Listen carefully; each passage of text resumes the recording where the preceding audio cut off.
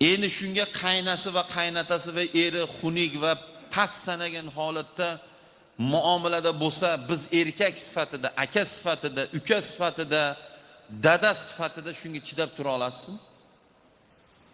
Iloji yo'q.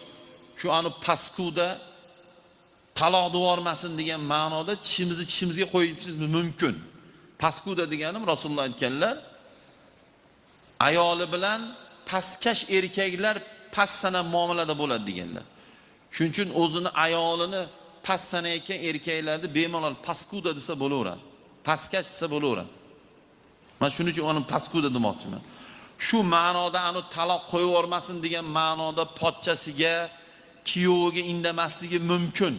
Lekin boshqa temada bo'lsa, o'zini singlisi va opasi va qizi uchun sinfda eng oxirgi kuzurda bo'lgan, urushalmaydigan bola ham uni ichida uxlab yotgan sher bo'ladi.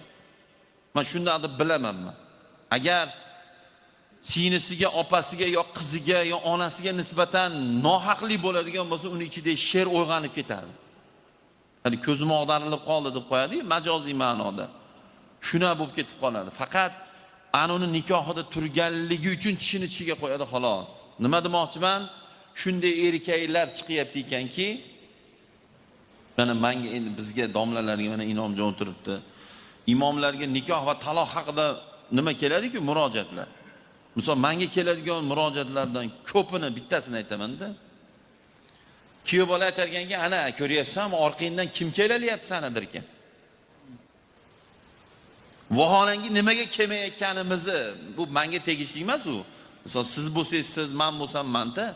Kuyovimiz shuna deyapti deylik.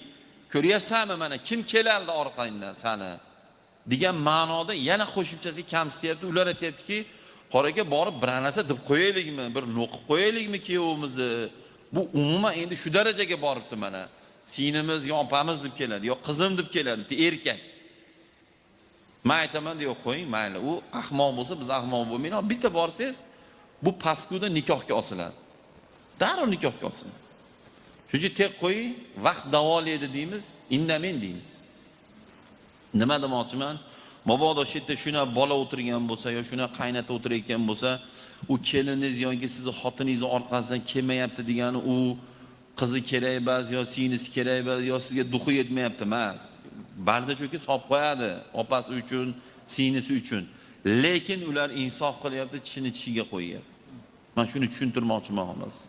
Shuning uchun akalar, qadrdonlar, men bu joyda nikoh haqida gapirishimning bitta sababi, birinchidan bu joyda nikoh to'yi bo'lyapti. Ikkinchidan ajrim degan masala qanaqadir oddiylashib qolyapti.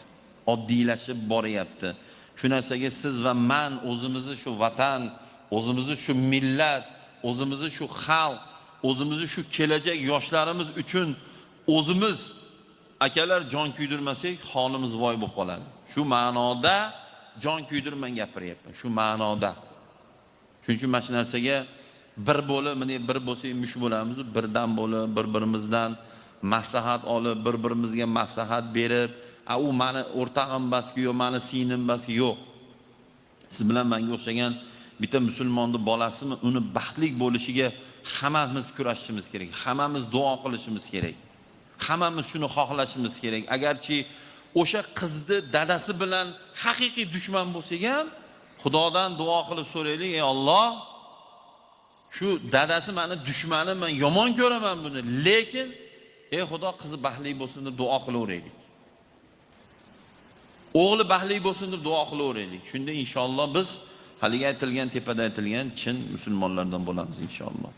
Alloh rozi bo'lsin. 6:13 da ochiladi.